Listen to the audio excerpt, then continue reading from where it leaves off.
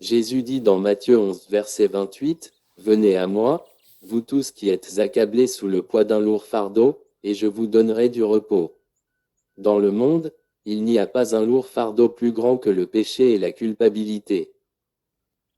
Le Christ a employé tous les moyens pour retenir l'attention des coupables. Comme il s'occupait de tous avec tendresse et considération, il désire ardemment briser le charme maléfique imposé à ceux qui étaient trompés et induits en erreur par les forces sataniques. Il désire ardemment donner le pardon et la paix à l'âme souillée par le péché. Le Christ était le médecin tout-puissant de toutes les maladies spirituelles et physiques. Regardez, oh, regardez le Rédempteur compatissant, avec les yeux de la foi, contemplez-le qui marche dans les rues des villes, attirant à lui ceux qui sont faibles et las. Des êtres humains pécheurs et désespérés s'assemblent en foule autour de lui.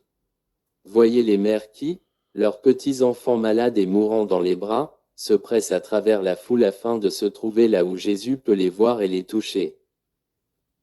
Que les yeux de la foi embrassent la scène.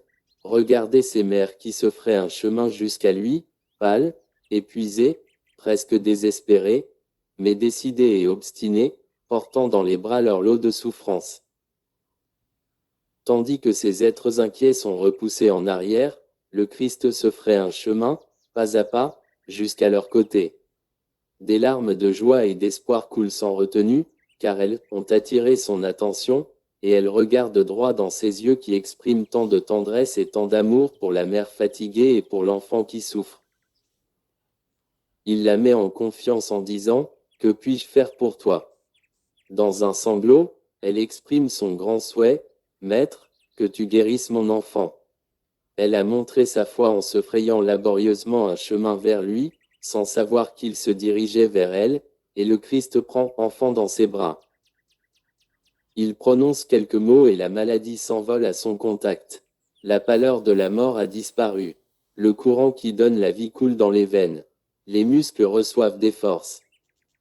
Jésus adresse à la mère des paroles de réconfort et d'apaisement, et un autre cas aussi urgent se présente. La mère demande de l'aide pour elle et ses enfants, car ils souffrent tous. Avec joie et sans se faire prier, le Christ exerce son pouvoir vivifiant, et toute la famille loue, honore et glorifie le nom de celui qui fait des choses merveilleuses.